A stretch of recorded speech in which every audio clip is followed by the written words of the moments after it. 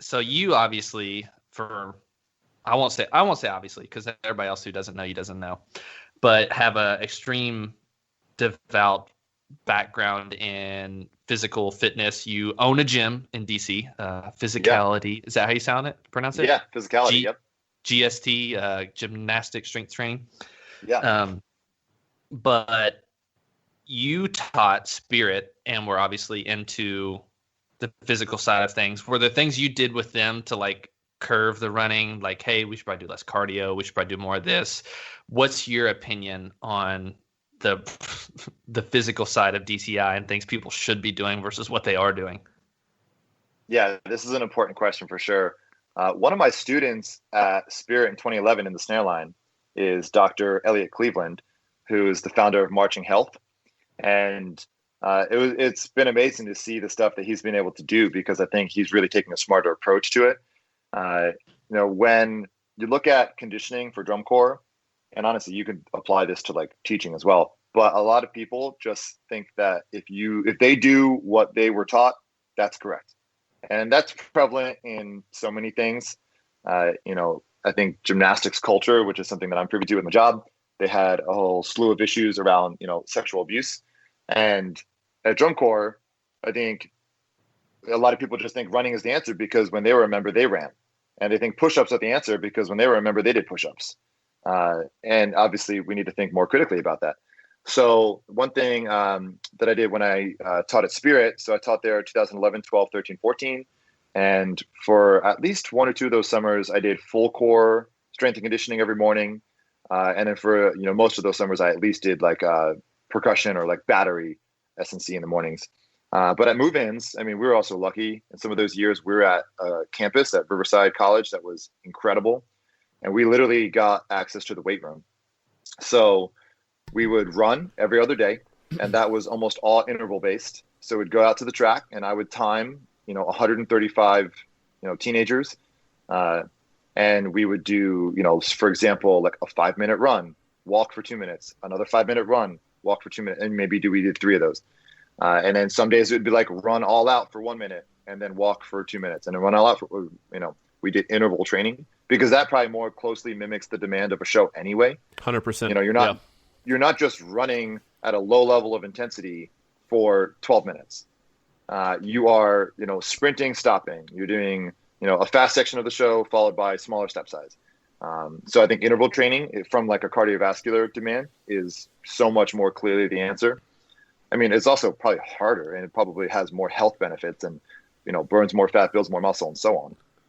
And then at Spirit the other day, because that was only every other day, actually we took Sundays off of S&C. So it was basically running on Tuesday, Thursday, Saturday. On Monday, Wednesday, Friday, we got stronger. We did, whether it was in a weight room or whether it was just on a football field, we did body weight based strength and flexibility training. So it was squats, it was split squats, it was lunges, it was push-ups, it was, if we were in the weight room, we would hang on a bar. We'd do variations on chin-ups, which, could just be hanging or could be holding you at the top. But we, took the human body, which has 2 arms and 2 legs, and we did the things that you need to do to make sure you don't get hurt, to make sure that you're staying resilient. We did a ton of core strength, a ton of like hollow holds, a ton of arch body holds for the low back. And we tried to do what we could to, for one, get them stronger and, the half hour each day that we had. But then for 2, they then had to go rehearse, so we can't overdo things. That's where we probably should have more blocks off or days off, because then you need to rehearse and get better. You need to train and get stronger. And then the times at which you're getting stronger are when you're not training. So there needs to be enough recovery. There needs to be enough sleep. There needs to be enough nutritious food. One of the things I tried to pitch to the Spirit, board of directors was, for one, getting better food, which the food was fine there. But perhaps even looking into like, whatever supplementation we thought was appropriate for the teenagers who were going to be running around outside all summer. So maybe fish oil, or maybe we needed to have, less like ibuprofen being passed around, just because that was like the go-to, like vitamin I. Oh, yeah. Yeah. Maybe less of that and look at what else we could be doing from an anti-inflammatory standpoint, whether that's with the food and so on. I mean, in 2014 in the snare line at Spirit, there was a member who he had celiac disease. He couldn't eat gluten. So his family provided gluten-free food for him, but they had provided so much that the whole snail line basically just ate gluten-free. And they all thought they actually felt a lot better and they had like less, issues. And it's just things like that you could do a little bit, and I think would have a huge potential benefit for drum corps. That's incredible.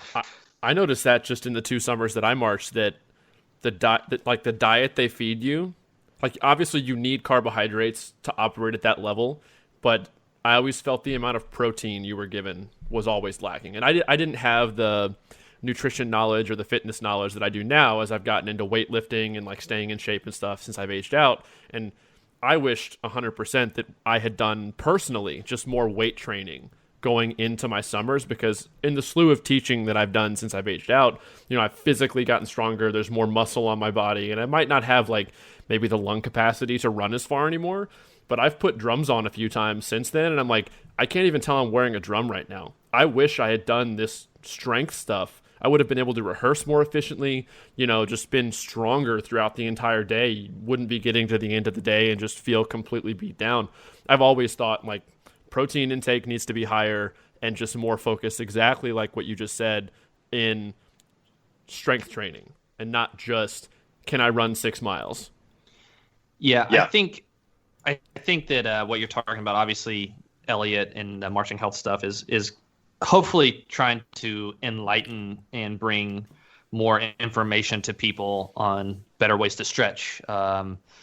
Better, like, instead of doing like, what is it, not stagnant stretching, but dynamic stretching. Dynamic stretching, yeah, I completely blanked.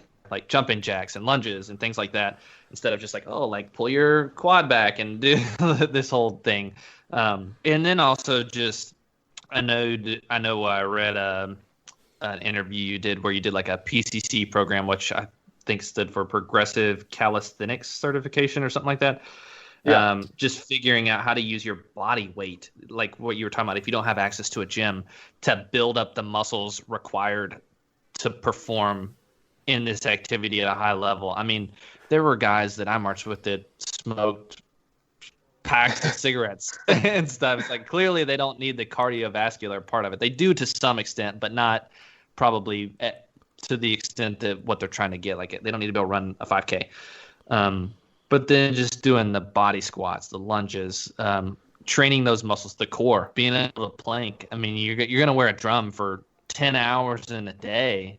Like, do you have the core and back support that you need to just not be destroyed? Are you going to stand on your feet for 12 hours in a normal day? Probably not. Learning to prep your body for that type of stuff. If you were if someone was going to audition for drum corps today, what's the best advice you would give them as far as like preparing? Like, what sort of things would you tell them to do? Yeah, and I think that's a great question. And I think if you look at the influence, the indoor activity has had on the outdoor activity as well. Maybe like when I was marching, the advice to just run and do cardio wasn't the worst, because we didn't really do a ton of very intensive choreography back then. But, of course, like nowadays, there's going to be a whole wide skill set of dance-esque movements that are going to be, expected from the horn line, from the drum line, from obviously the color guard. So yes, you do need to make sure you're able to, do some sort of, cardiovascular activity. You need to be able to breathe hard and recover and keep going, especially if you're on the horn line. I would say single leg training is probably something that most people overlook. Even if they go to a gym, you have to be able to, like, especially if you're going to march, especially if you're going to crab, especially if you're going to lunge up and down off the floor while wearing a drum, you have to be able to, support your body weight more on one leg than another, whether that's, again, split squats, lunges, Cossack squats, single leg deadlifts. There's, a bunch of ways you could do that.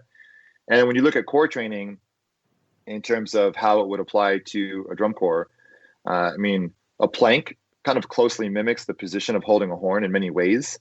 Maybe there's like some different shoulder demands, but different ways you can do planks, whether it's front planks, whether it's side planks, whether it's one arm, one leg, and weighted and elevated and so on.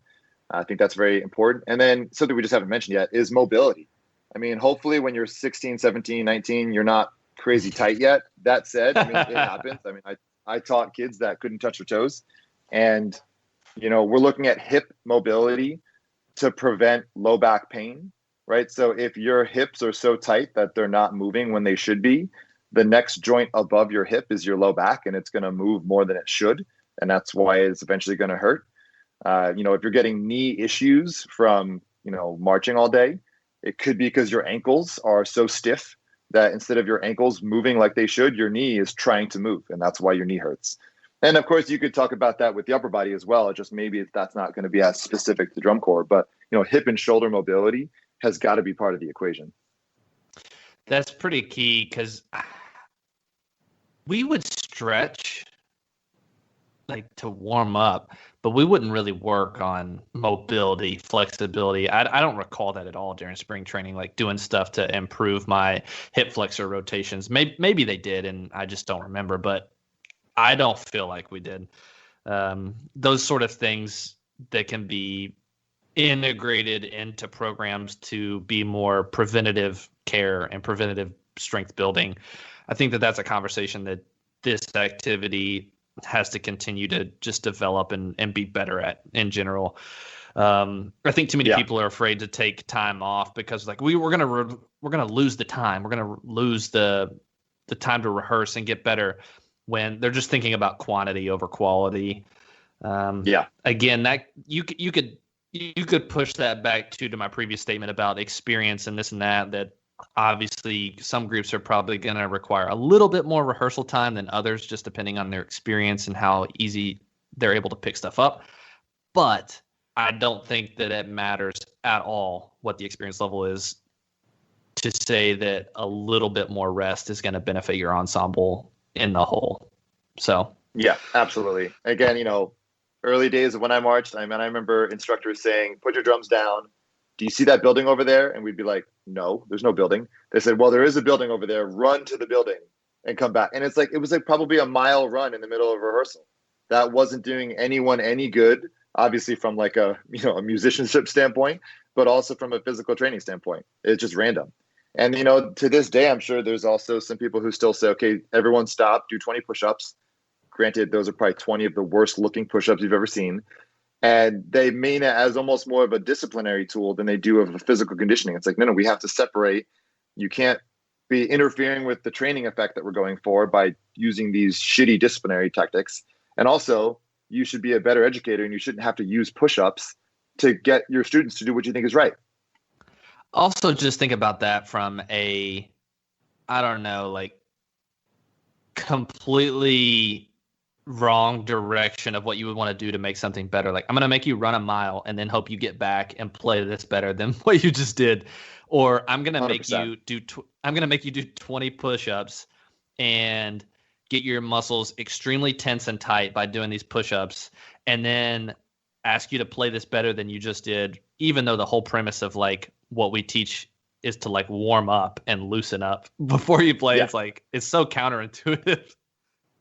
Yeah, exactly. I think the activity has luckily shifted quite a bit. I think a lot of the people teaching these days are much smarter than maybe the tactics that were used to teach when I was, growing up in the activity. But yeah, we definitely have to make sure we're thinking critically about that stuff.